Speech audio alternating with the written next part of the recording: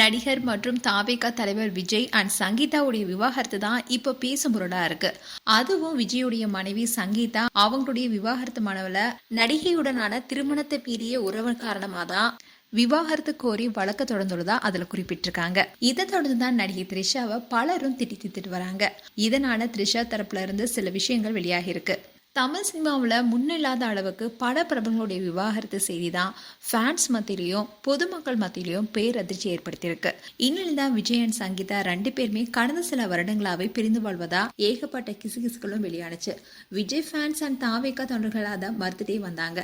இதை தொடர்ந்து சங்கீதா விஜய் விவாகரத்து வழக்கு தொடர்ந்துள்ள தகவல் தான் பெரிய அதிர்ச்சி ஏற்படுத்தியிருக்கு. விஜய் பட அறிவிப்பு வந்தாலே ட்விட்டர் பேஜ் உட்பட சோஷியல் மீடியாலே ட்ரெண்ட் ஆயிடுவாரு விஜய். இப்படி இருக்க சூழல தான் அவருடைய டிவோர்ஸ் விஷயமும் இந்திய அளவில் ட்ரெண்ட் ஆகிட்டு இருக்கு. அதுலேயும் சங்கீதா விஜய் அவங்களுடைய மனுவில் நடிகையுடன் விஜய்க்கு இருந்த திருமண உறவை மீறிய தொடர்பு குறித்து மிக தெளிவாக குறிப்பிட்டிருந்தாங்க. இந்த விஷயம் தான் பெரிய சர்ச்சையை கிளப்பியிருக்கு. அதோட விஜய் தரப்புல இருந்து அழுத்தம் வந்தா கண்டிப்பா அந்த நடிகையோட பேரை சொல்ல தயங்க மாட்டேன்னு சங்கீதா சொல்லியிருந்தாங்க.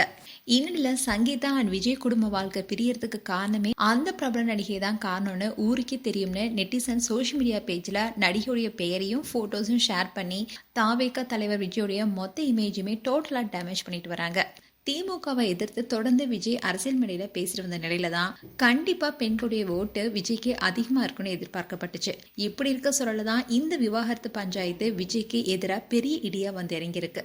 அரசியல் களத்திலையும் அவருக்கு மிகப்பெரிய சரிவு ஏற்படணும்னு நெட்டிசன் சொல்லிட்டு வராங்க. இப்படி ஒரு பக்கம் போயிட்டு இருக்க, இன்னொரு பக்கம் த்ரிஷாவை சோஷியல் மீடியால பல நெட்டிசன்ஸும் திட்டி தீர்த்துட்டு வராங்க. அதுவும் சகித்து கொள்ள முடியாத அளவுக்கு பயங்கரமா திட்டிட்டு வராங்க. அண்ட் ரீசெண்டாக தான் மாநில அரசியலில் உயர் பதவியில் இருக்கிற ஒருத்தர் அருவருப்பா விஜயையும் த்ரிஷாவும் சேர்த்து பேசியிருந்தாரு. அந்த விஷயமே பூதாகரமாக வெடிச்சது. அதுக்கு த்ரிஷா பதிலடியும் கொடுத்துருந்தாங்க.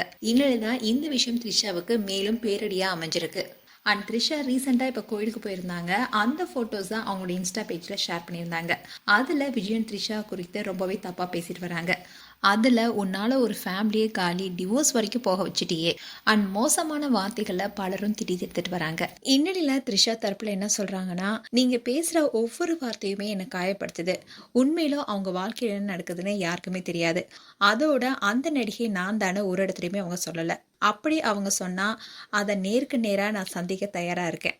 அண்ட் தேவையில்லாமல் என் மேலே எந்த ஆதாரமும் இல்லாமல் அவதூறு பரப்பவங்க மேலே கண்டிப்பாக நடவடிக்கை எடுக்கப்படும் சொல்லியிருக்காங்க.